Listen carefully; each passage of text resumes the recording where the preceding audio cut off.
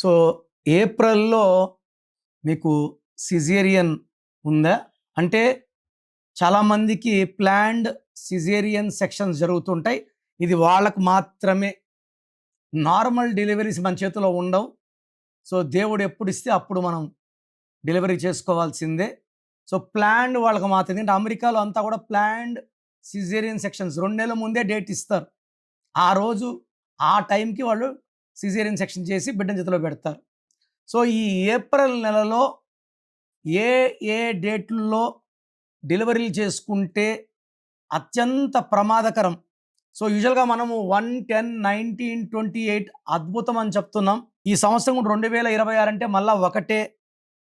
కానీ ఏప్రిల్‌లో ఈ 1, 10, 19, 28లో పుట్టిన వాళ్ళకి నెగెటివ్ ఫలితాలు ఎక్కువుంటాయి. 1 అంటే సూర్యభగవానుడు. సూర్యభగవానుడి దీవెనలతో ఈ 1, 10, 19, 28 పుట్టిన వాళ్ళకి నాయకత్వ లక్షణాలు, ధైర్యం ఎక్కువ, ఆత్మాభిమానం ఎక్కువ. వీళ్ళు క్రియేటివ్ మైండ్‌తో మంచిగా వ్యాపారంలో బాగా రాణిస్తారు. కానీ ఏప్రిల్‌లో పుట్టడం అంటే ఫస్ట్ అంటే 1లో పుట్టినా, 10లో పుట్టినా, 19లో పుట్టినా, 28లో పుట్టినా ఇది 1 సీరీస్. ఇక్కడ మనము బర్త్ నంబర్ 1 కాదు, డెస్టినీ నంబర్ కూడా చూడాలి. ఏప్రిల్ 1, 10, 19, 20 పుడితే 1, ఏప్రిల్ 4, 2026 1. ఇక్కడ బర్త్ నంబర్ ఏమో 1, డెస్టినీ నంబర్ ఏమో 6. 1కి 6కి పడదు. 1 సూర్య భగవానుడు, 6 శుక్ర భగవానుడు. సో, ఈ 1/6లో పుట్టిన వాళ్ళకి అర్లీ హెల్త్ ప్రాబ్లమ్స్.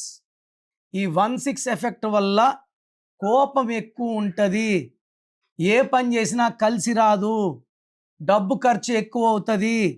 ఈ 1/6 ఎఫెక్ట్ వల్ల 35 ఇయర్స్ లోపలే diabetes and hyper tension attract అవుతాయి. High chance of accidents. ఈ 1/6లో మ్యారేజ్ లేట్ అవ్వడం, సక్సెస్ లేట్ అవ్వడం, హెల్త్ ఫుల్గా పాడవడం, డబ్బులు ఎక్కువ ఖర్చు అవ్వడం, నది సముద్రంలో ఇరక్కపోవడమే 1/6 అంటే. చాలామందికి 35, 36, 37 పెళ్ళిళ్ళు కాని వాళ్ళు చూస్తే వాళ్ళు 1/6లో పుట్టిన వాళ్ళే ఉంటారు. సో, ఈ 1, 10, 19, 28 మంచి డేట్లు. బట్ ఏప్రిల్‌లో మాత్రం బర్త్ నంబర్ 1, డిస్ నంబర్ 6 వస్తుంది కాబట్టి ఈ డేట్స్‌లో డెలివరీలు చేసుకున్న ఆల్రెడీ మీ బర్త్ మంత్ ఇయర్ కూడా 1/6 వచ్చినా మీ పేరులో 100% కరెక్షన్స్ అవసరం.